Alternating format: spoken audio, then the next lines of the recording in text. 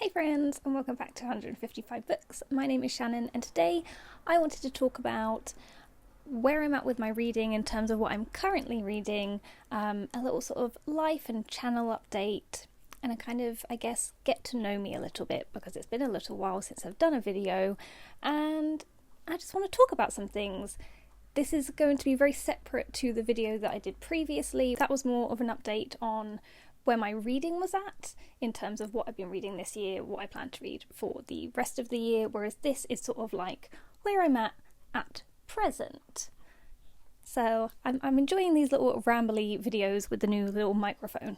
I enjoyed using the little microphone last time, so we're going to keep using it. So first things first is obviously what I'm currently reading, because there are 3 books that I'm currently reading. I have realised I kind of like reading different books on different formats at the moment, and that is helping me read more consistently, I guess. So I'm going to start off with the book that I'm reading on my Kindle. So I am currently reading Sunrise on the Reaping by Suzanne Collins, which is obviously the Haymitch Games book, the one that's come out most recently. I am about 30% through this. I have kind of put it down at the moment as I'm just going to put this down, putting my focus into reading that book specifically. I'm kind of focusing on the other 2 books that are in this list, but once I've finished those, I do think I will pick that back up and read it a bit more. I do love having my Kindle with me so I can read on the bus, so I can read at work. It's just a lot more easy to carry around in terms of not carrying a massive hardback, because one of the books I am reading is a massive hardback and the other book is also quite chunky, so I just love having it in my bag that I can whip out and like read at any moment. I have also, I think, scratched it, and it's brand new, and I'm really sad because I don't know how I've managed to do that when I had my other Kindle for years and years and years and years and there's not a single mark on it. So if anyone has any recommendations on how to fix a scratched brand new Kindle Paperwhite, please let me know. And obviously I do need to invest in a cover, so my bad. I guess that's kind of my own fault for that. The next book is one that I'm listening to on audiobook, and that is Mansfield Park by Jane Eyre. I've talked about this a little bit in my previous video. I've literally got like 200 or even 100 maybe? Yeah, like 100 pages left of this, so like less than an hour on Audible to listen to this, so I'm definitely going to finish this one this week. I powered through this. I think I've managed to listen to it in just over a week, which for me is very good because I listen to audiobooks on a 1.25 times speed. I'm not one of those people that has it on normal, and I don't have it on super fast, because otherwise it stresses me out if it's super fast.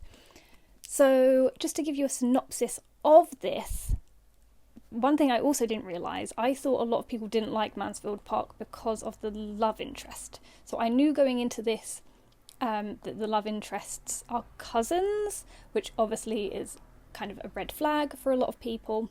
But at the BookTube meetup, I spoke to quite a few people that have said that this is like their second favourite or their favourite Jane Austen. And I didn't know that. I didn't know this one was so well loved. So I think a lot of people enjoy this but maybe don't talk about it as much. I think it's because the main character Fanny is very relatable to bookish type people in terms of she's very much a people pleaser, and she gets shipped off from her home, in which she has got lots of siblings, to an aunt's house, so that they can like look after and care for her, because her current household has got too many children, and too much for them to sort of like look after. So she's kind of like unwanted from the very beginning. Like they do welcome her, but they welcome her in a sense of, welcome to our home. We will like treat you with the respect in which your standing deserves. However, we're not going to treat you with so much affection and education that you end up being of higher importance in society than her 2 female cousins. One of her aunts, Miss Norris, is probably my most dislikable Jane Austen character. so far. Really not a fan of her. But everyone else is kind of, except for maybe Henry Crawford, because he is currently giving off major creepy vibes. Take no for an answer, please. It very much, I want what I cannot have, and I will not take no for an answer. We do not love that. We do not love that. But the other sort of characters in this, so for example, Henry Crawford's sister, Mary, at the beginning I thought she was going to be another sort of dislikable character, and there are certain aspects where she is dislikable, but I don't hate her entirely. She does have some redeeming factors in my opinion, which I wasn't expecting. And like I say, Fanny is just very relatable in terms of she is in a home that is not her own, but she feels like she has to be grateful for the fact that they've taken her in and everything that they are doing for her, even if it's not quite as much as they could be doing. So she's always running around doing errands for people, just being like, oh yes, of course, I'm so grateful, I'm so grateful, I'm so grateful. And it's like, oh, I feel you, because you don't want to seem ungrateful, basically. But she's finally sort of like come to her fore in a scenario that's to do with a man. And she's finally standing up for herself, and it's like, yes, girl, you stand up for yourself and explain to yourself why. And then there's this scene, she cries a lot as well. She seems quite sensitive, a sensitive being, which we love. And everyone kind of sort of like, oh, it's like, ugh. You know, she just cries all the time, and she's weak, she can't walk very far, she can't do a lot of exercise, but she's growing and building on that. Apart from I'm near the end, and her uncle has just basically said that he's really disappointed in her, and she never thinks about anyone apart from herself. And I was walking to work listening to that, being like, what? She's always thinking of others, and this is the first time she stood up for herself, so like setting a boundary, and someone has basically just been like, yeah, that's not okay. You've set a boundary and we don't like it. And I kind of liked her uncle, and now I'm like, can we please stop making Fanny cry and making her feel terrible about herself just because she's sticking up for herself? Let's not do that. I do think, again, this is going to be one where, like most Jane Austens, I guess, the romance side of it, or the couple, doesn't connect or realise that they're in love with each other until the very last page, which drives me mad, but it's one of the reasons why I love Jane Austen's novels. I get to the end and I'm like, I just need more. Give me more. I would also say this is kind of giving me similar vibes to the other Bennet sister, in that, is it Jane? And the other Bennet sister? No, not Jane. Jane is the one that gets married. Mary.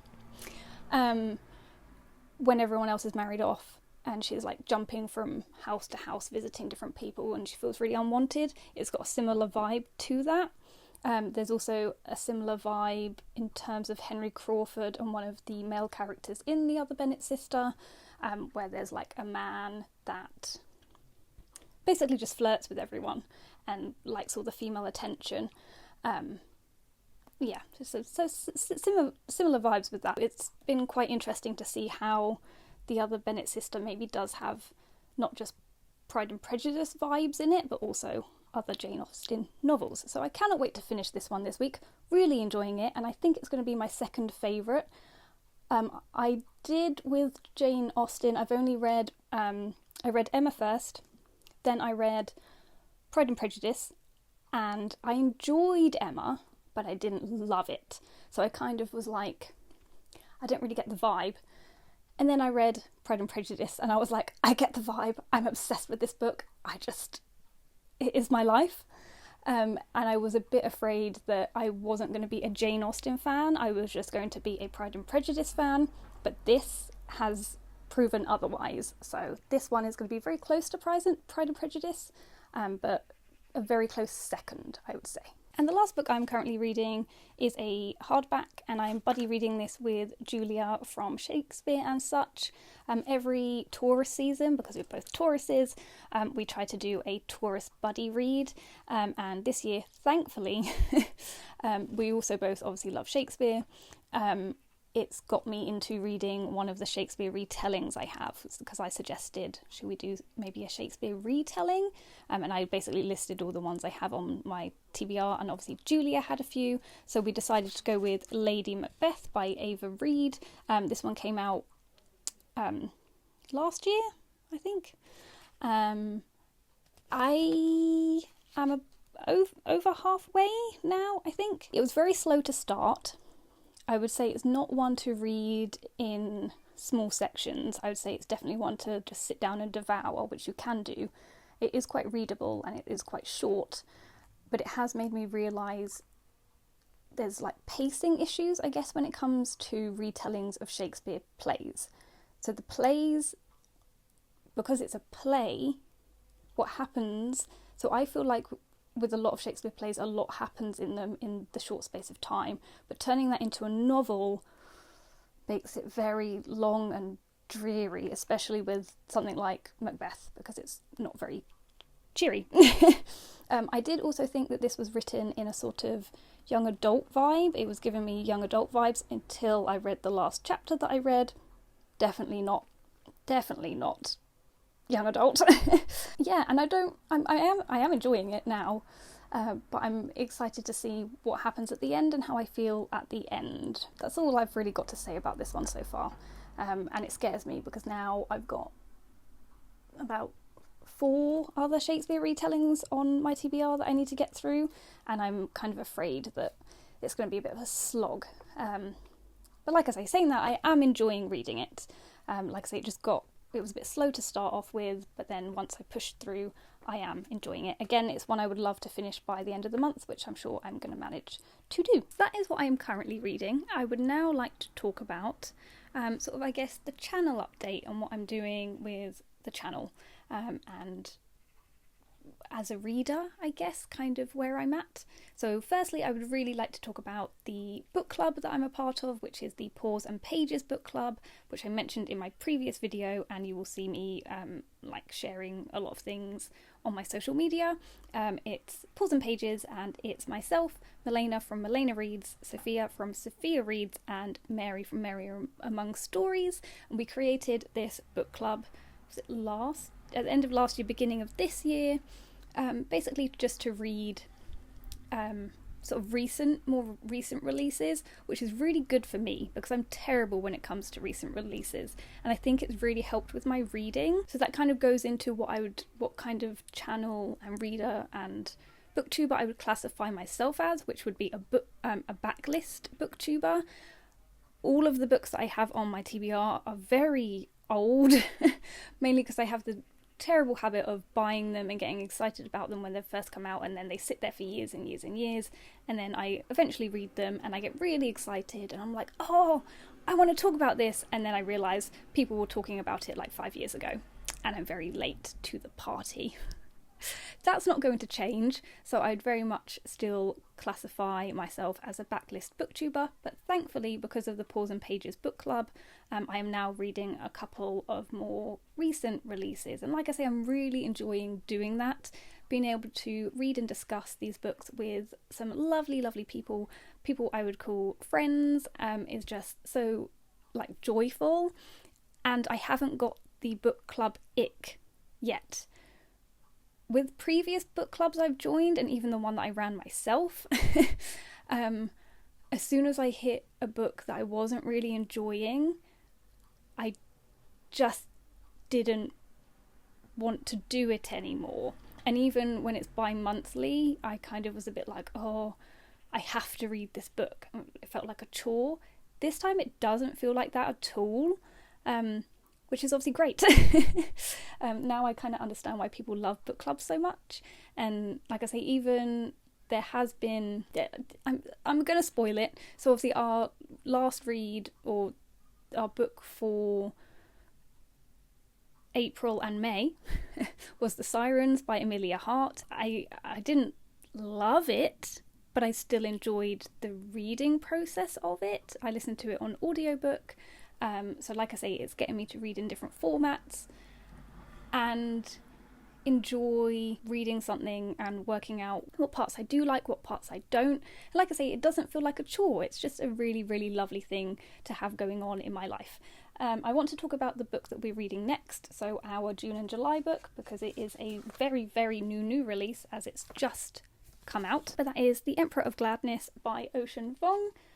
I have just got the sleeve for this at the moment because I've given it to my mum to read. So she's started reading it already. I love doing that with some of the books that I have that I haven't read yet. I kind of filter what I like to read through my mum. And she's already given me the thumbs up for this, so I was like, please don't tell me anything or too much about it, because obviously I'll be reading it in July.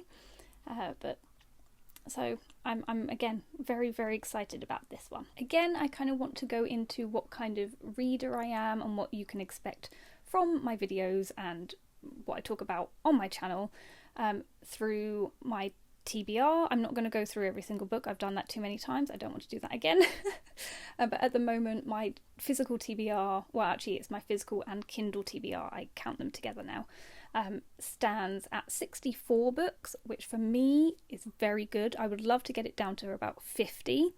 But at the same time, thankfully, it's nowhere near the 100 mark that it has been in previous years. So it's taken that pressure off to the point where I feel like I can dip in and out of it. I can read books that are either on my TBR, or I can get a book from the library or buy a new book and read that straight away without feeling guilty that there's books that have been up there for like 5, 6, 7 years that I haven't read yet. In terms of genres and things that I like to read, basically anything.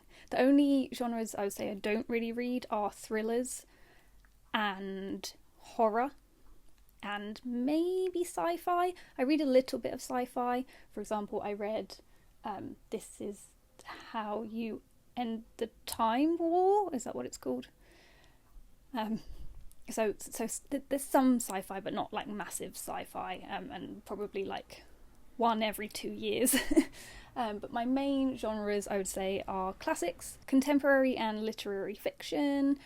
Big Shakespeare fan, obviously. I would put that under the classics. Fantasy. I do like young adult. I need to get some more new releases on young adult. The genre of young adult I really enjoy are the ones that are set in schools. I've realised recently, really love a school-based one. Historical fiction. I do love some historical fiction, and I'm a big non-fiction reader as well. And I think looking at my shelf, that is all I can see right now. Yes, perfect. So what does that all mean in terms of my channel? Honestly, I don't know. I am going to try and upload a video every 2 weeks, and if I'm not able to do that due to busyness, because life is very busy, I will try and upload at least one video every month. I'm still not entirely sure of the format of the videos in which I want to upload. I do like this new concept of just standing and rambling at you and just talking about like pockets of reading. So obviously if you want to stick with me with the chaos and me trying to find my feet in terms of the kinds of videos I want to make and am going to make, then I appreciate you very much. If there's anything specific you would like to see, please just leave a comment in the comment down below and I will see if I can do that.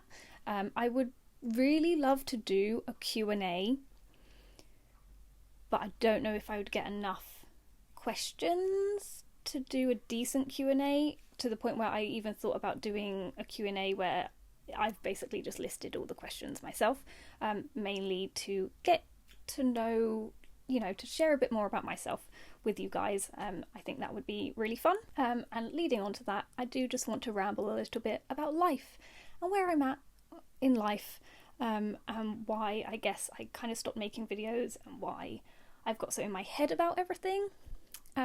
Basically just life.